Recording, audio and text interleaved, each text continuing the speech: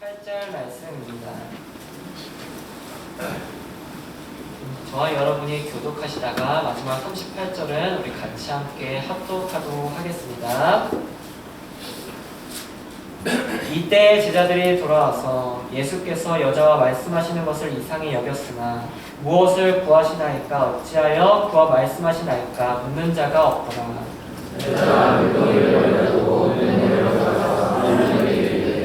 내가 행한 모든 일을 내게 말한 사람을 와서 보라. 이는 그리스도가 아니냐 하니 그 사이에 제자들이 청하여 이르되 랍비여 잡수소서. 제자들이 서로 말하되 누가 잡수실 것을 갖다 드렸는가 하니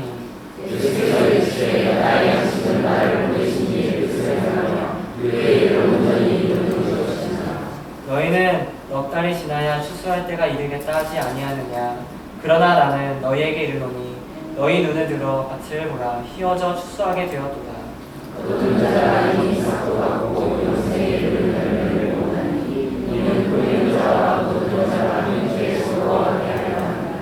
그런즉 한 사람이 심고 다른 사람이 거둔다 하는 말이 옳도다. 다 같이 하시겠습니다.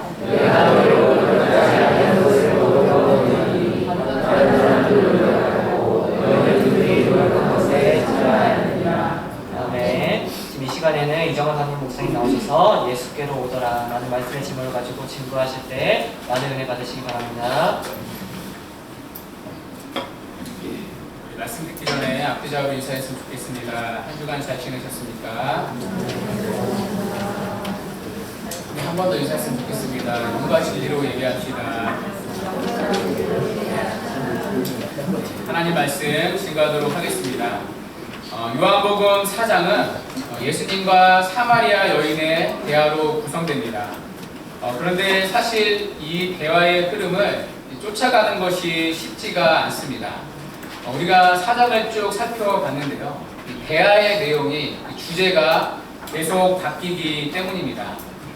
지금까지 본문을 보면 이 대화의 주제가 3단계로 바뀝니다. 물, 남편, 예배입니다.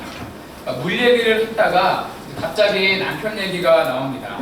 또 남편 얘기 하다가 갑자기 예배 얘기가 나옵니다. 언뜻 보면 두서없이 보입니다. 그런데 이것이 각각 다른 얘기가 아닙니다. 세 가지가 하나의 흐름으로 연결됩니다. 첫 번째 대화의 주제는 물이었죠. 여인은 마시나 목마를 수밖에 없는 영혼의 깊은 목마름 가운데 살았습니다. 그런 그녀에게 예수님은 영원히 목마르지 않는 생수를 주겠다고 하십니다. 그런데 예수님은 갑자기 그녀에게 남편을 불러오라 하십니다.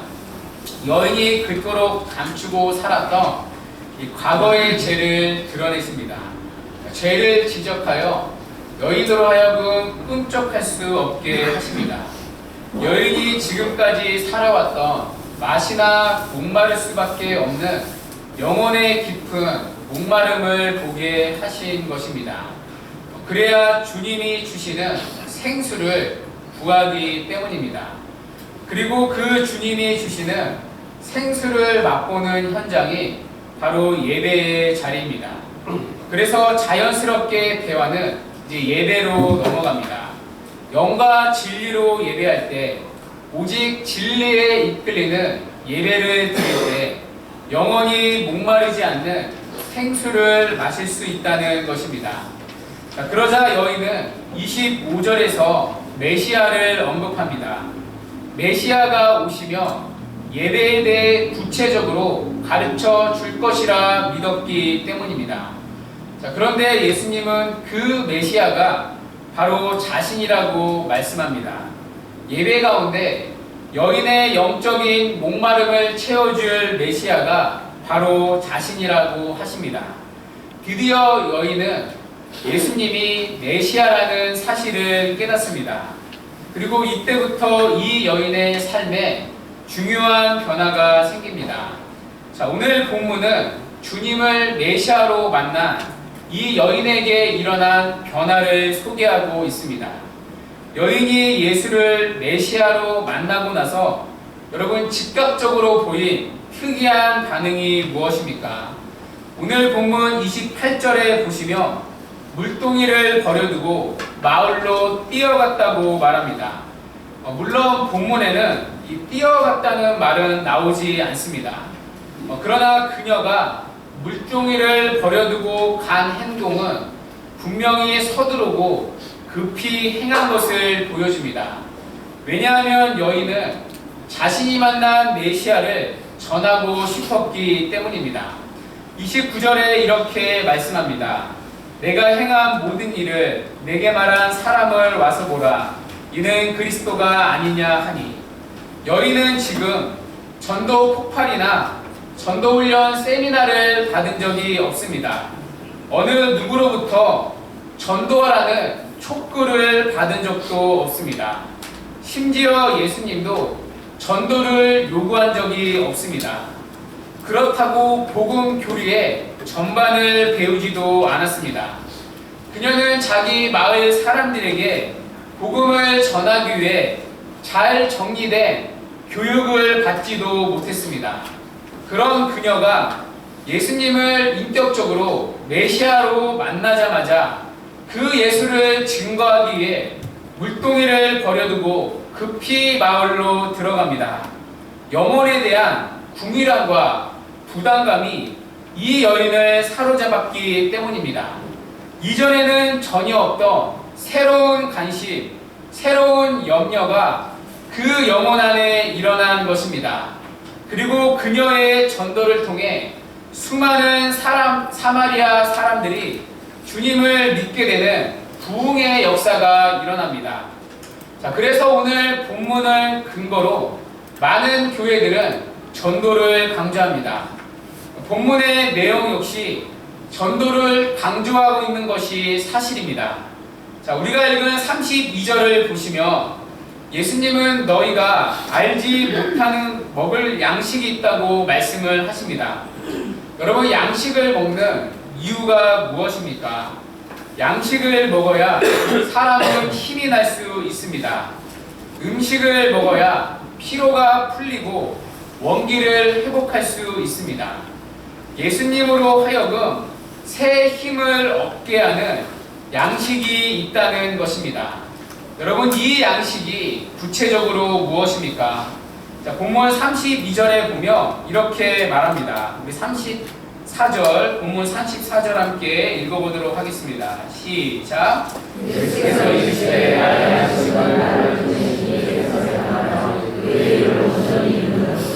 아멘.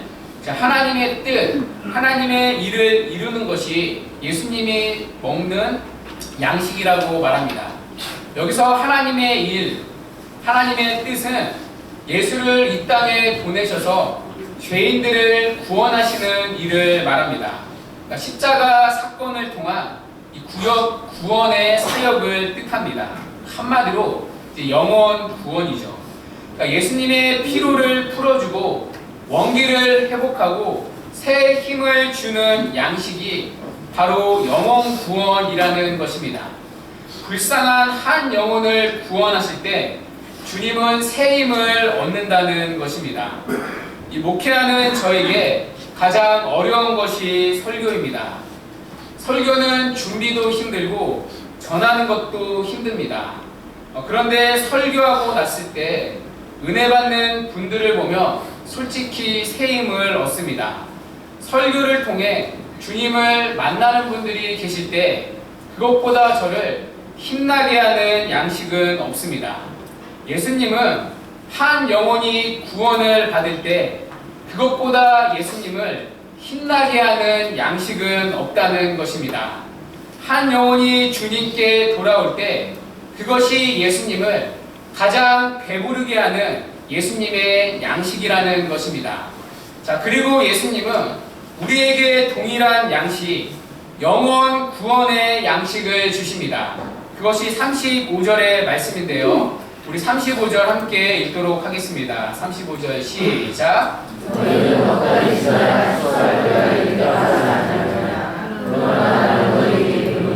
너희 눈을 들어 같이 보라. 휘어져 추수하게 되었도다. 아멘. 팔레스타인은 보통 이제 5월 한다고 말합니다. 그러니까 넉 달이 지나야 추수할 때라는 것은 지금 본문의 시점이 이제 1월임을 알려줍니다. 그러니까 곡식을 거두는 추수의 때는 넉 달이 있어야 합니다.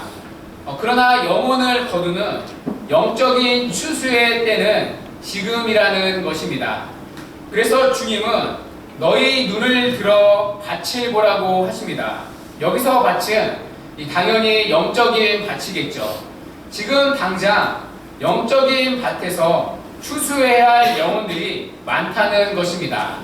왜냐하면 이미 복음의 씨를 뿌린 자들이 있기 때문입니다. 자, 그래서 38절은 이렇게 말하는데요. 우리 38절 함께 읽도록 하겠습니다. 38절 시작.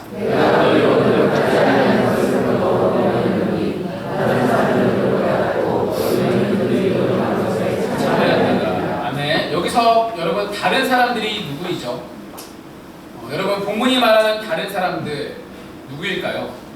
예수님과 제자들 이전에 이제 복음의 씨를 뿌린 자들을 말합니다. 구약 시대의 선지자나 신구약 중간기 시대에 이제 복음을 전한 사람들, 복음의 씨를 뿌린 사람들이 여기에 해당됩니다. 그리고 예수님은 이미 그들이 뿌린 씨앗들을 이제는 수확하기 위해 제자들을 파송하시는 것입니다. 그리고 이 거두는 기쁨에 우리를 초대하신 것입니다. 그것이 바로 이제 전도이죠. 자, 그래서 오늘 본문을 근거로 많은 교회들이 전도를 강조합니다. 자, 그러나 오늘 본문에서 우리는 한 발짝 더 들어갈 볼 필요가 있습니다. 오늘 본문은 단순히 전도하자는 캐치프레이즈를 말하는 것이 아닙니다. 오히려 진정한 전도가 무엇인지, 전도의 참된 방법과 전도의 참된 본질을 가르쳐주고 있습니다. 자, 오늘 본문 30절은 사마리아 여인의 전도로 시작합니다. 여인은 물동이를 버려두고 마을로 들어가 예수님을 전합니다. 그러자 동네에서 많은 사마리아 사람들이 예수님께 나옵니다. 그리고 39절에 보면 그 나온 많은 사마리아 사람들이 예수를 구주로 믿었다고 말합니다. 자, 그렇다면 우리는 이 본문을 읽을 때 이 질문이 생길 수밖에 없습니다. 어떻게 이들이 이 여인의 말을 듣고 쉽게 예수님께 나올 수 있었냐는 것입니다. 여러분, 지금 이 여인은 우리가 살펴본 대로 결코 평판이 좋은 여인이 아닙니다. 오히려 사람들이 기피했던 인물입니다. 자, 그런데 지금 이 여인의 전도를 받고 수많은 사람들이 예수님께 몰려온 것입니다. 여러분, 왜입니까? 단순히 예수라는 분이 이 사마리아 여인의 과거를 다 맞췄기 때문입니까? 5번 이혼했지만 지금 함께 사는 남자도 남편이 아니라는 것을 맞췄기 때문입니까? 단순히 예수님이 점쟁이처럼 그녀의 과거를 알아맞혔기 때문에 그것이 너무나 용해서 그 호기심에 사람들이 예수님을 찾아온 것입니까? 오늘 본문은 그렇게 거기서 이유를 찾지를 않습니다. 29절과 39절에 반복되는 말 속에 그 답이 있음을 우리에게 알려줍니다. 여러분, 29절과 39절에 반복되는 전도의 내용이 무엇입니까? 내가 행한 모든 일을 내게 말한 사람을 와서 보라는 것입니다. 내게 행한 모든 일을 사람들 앞에 고백했던 것입니다. 여러분, 이 여자의 행실은 처음부터 끝까지 음란한 여자였습니다.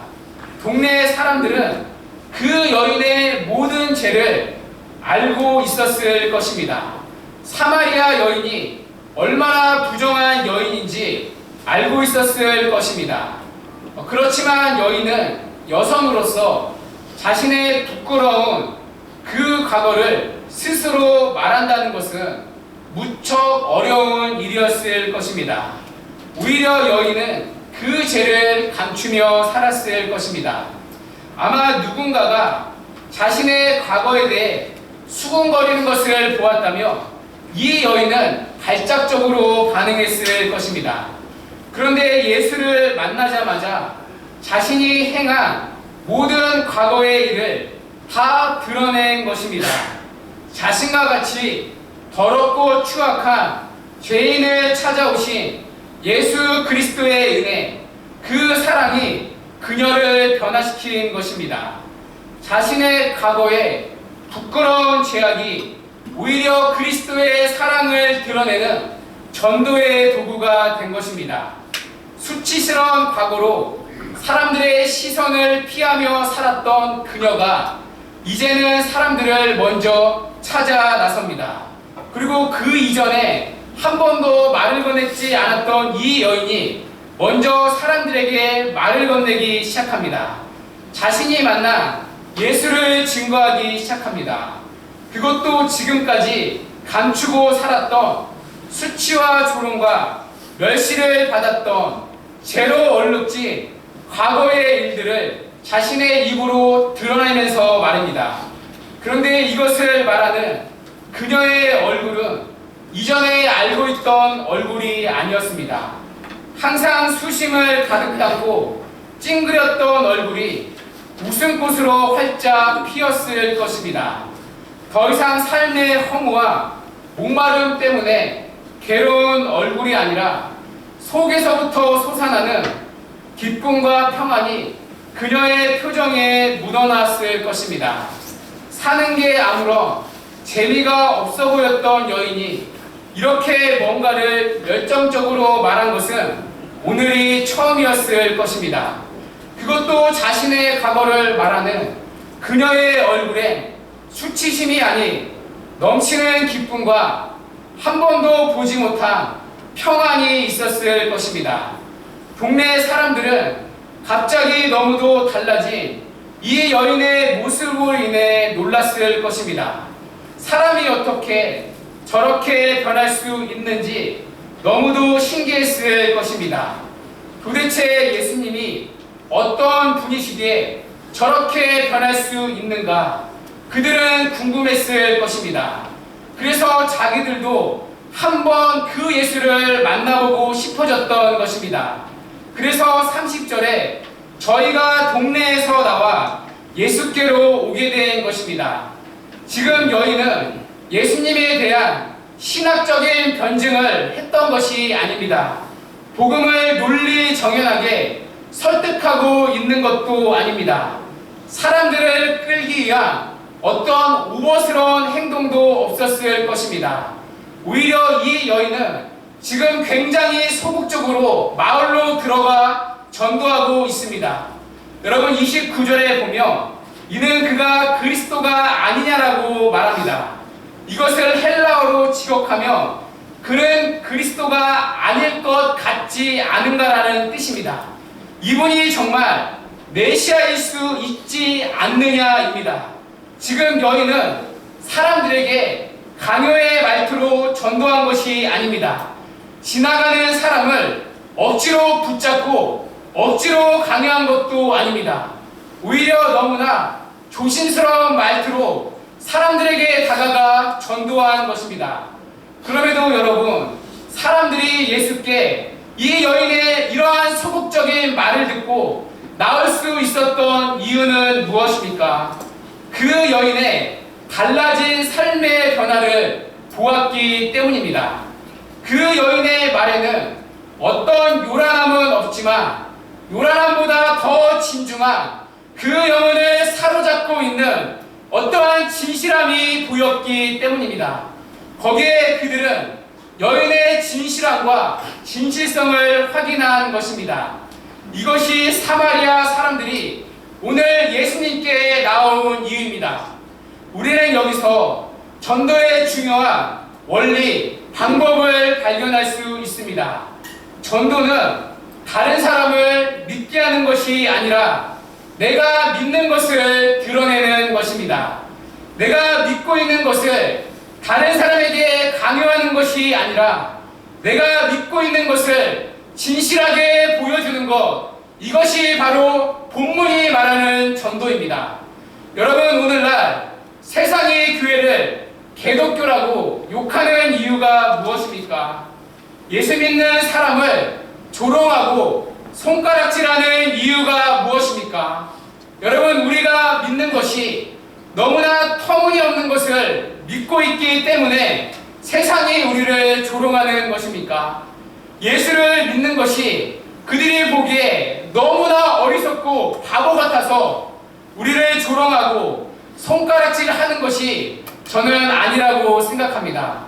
오늘날 세상이 교회를 조롱하는 이유는 진실하지 못하기 때문입니다.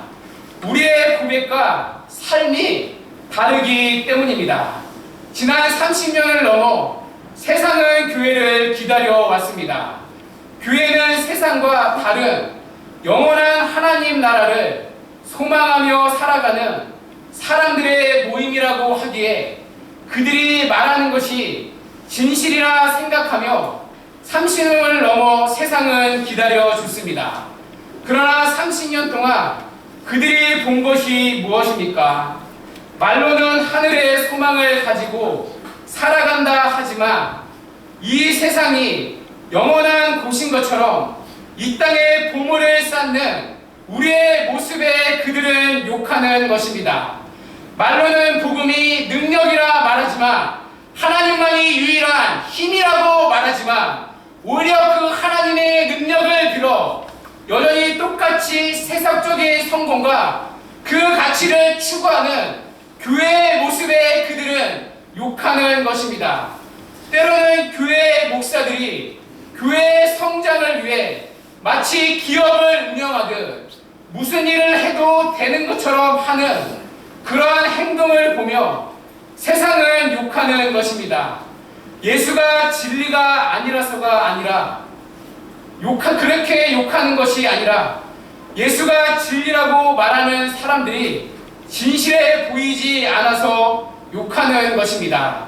예수가 가짜라고 말하는 것이 아니라 그렇게 예수를 못 믿겠다는 것이 아니라 나는 그런 당신을 예수를 믿는 당신을 못 믿겠다고 욕하는 것입니다. 어쩌면 교회의 심각한 문제는 진실성을 보여주지 않으면서 믿으라고 밖에서 전도하는 것입니다.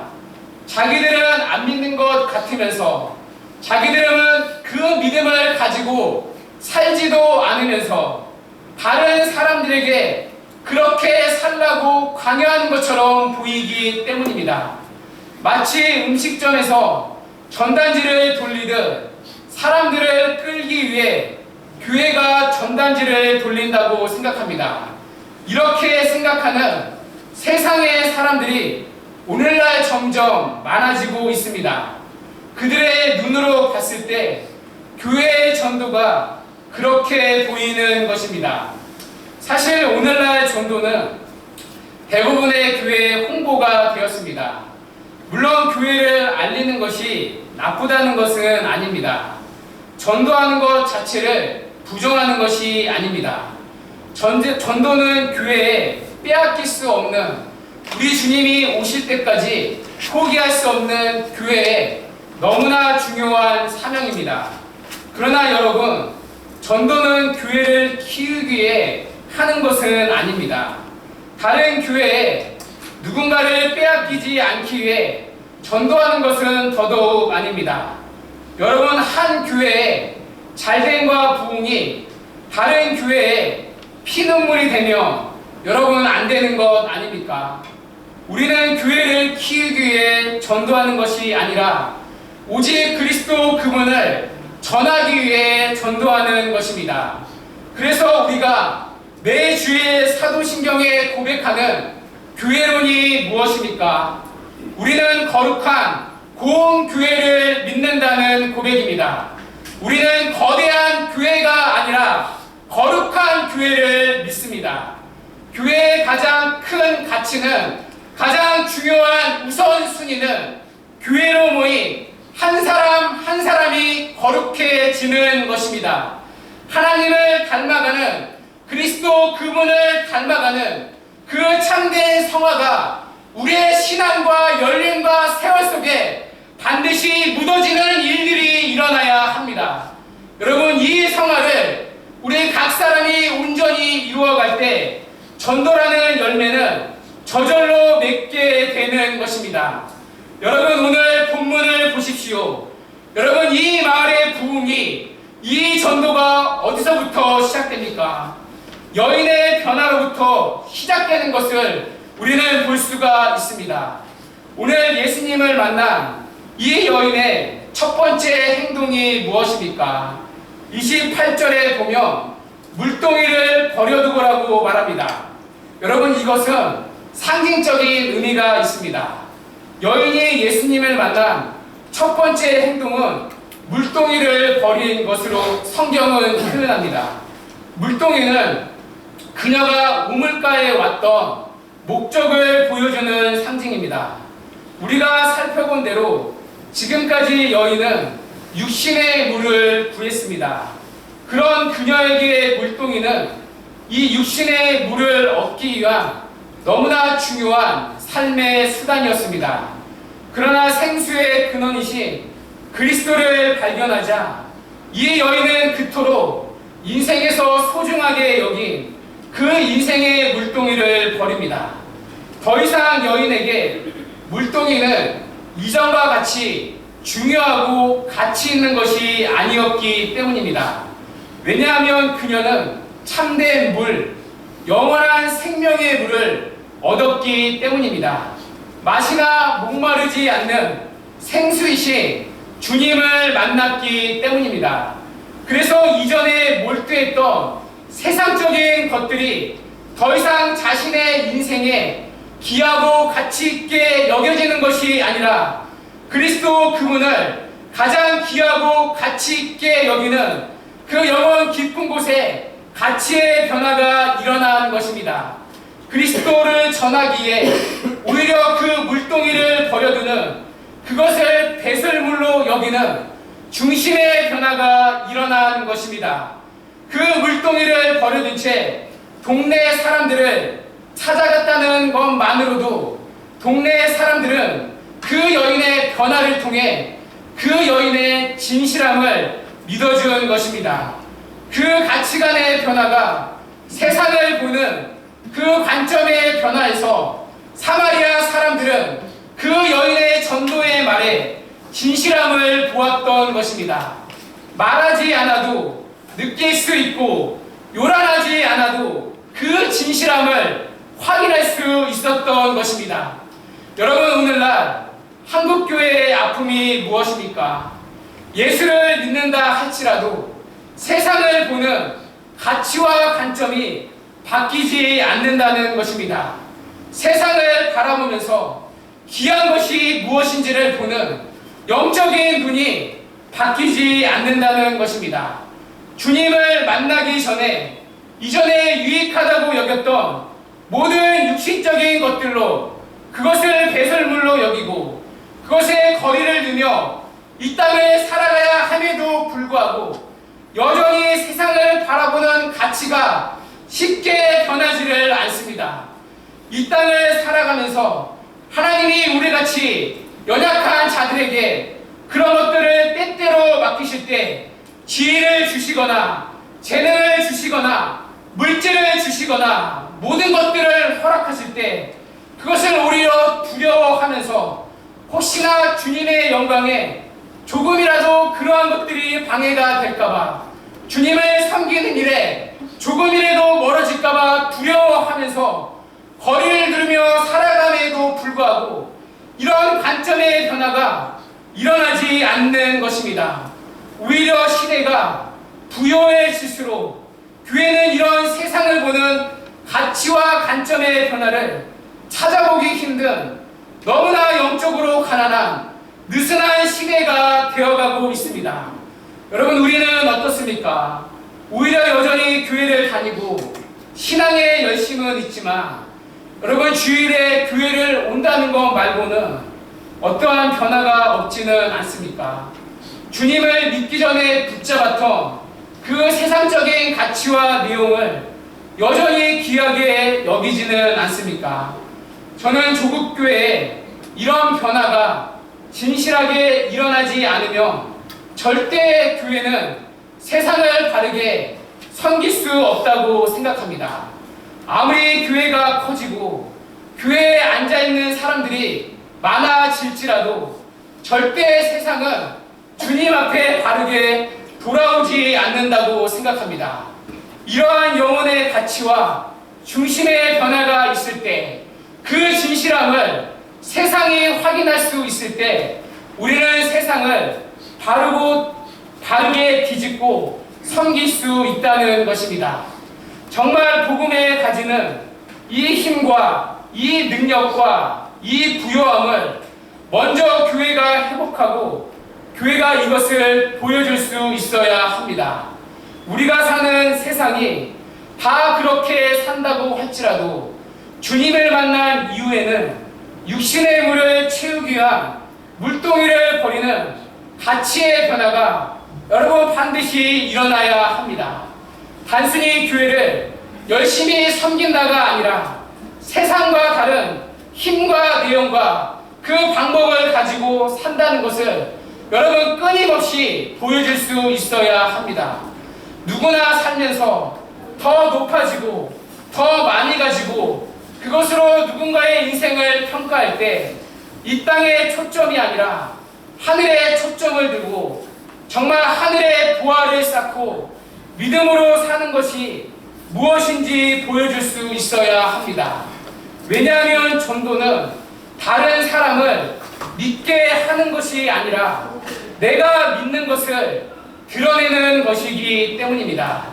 내가 믿고 있는 것을 길을 지나가는 다른 사람들에게 강요하는 것이 아니라 내가 믿고 있는 것을 삶의 자리에서 진실하게 보여주는 것, 이것이 바로 성경이 말하는 전도이기 때문입니다.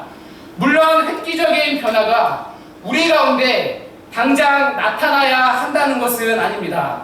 그러나 여러분, 그 안에서 반드시 이 진실함과 이 진실성이 묻어나와야 합니다. 그런 삶의 고백이 부족하지만 나와야 합니다. 그렇게 요란하지 않아도 우리가 믿는 것을 드러내는 것, 이것이 바로 전도이기 때문입니다. 그렇다면 여러분, 우리는 무엇을 믿습니까? 우리는 지금 믿지 않는 가족들 앞에, 그리고 믿지 않는 이웃들 앞에, 그리고 세상 앞에 우리는 무엇을 드러내고 있습니까? 주 안에서 사랑하는 여러분, 우리가 믿는 것을 다시 한번 확인하고 진실하게 고백하는 은혜가 있기를 바랍니다.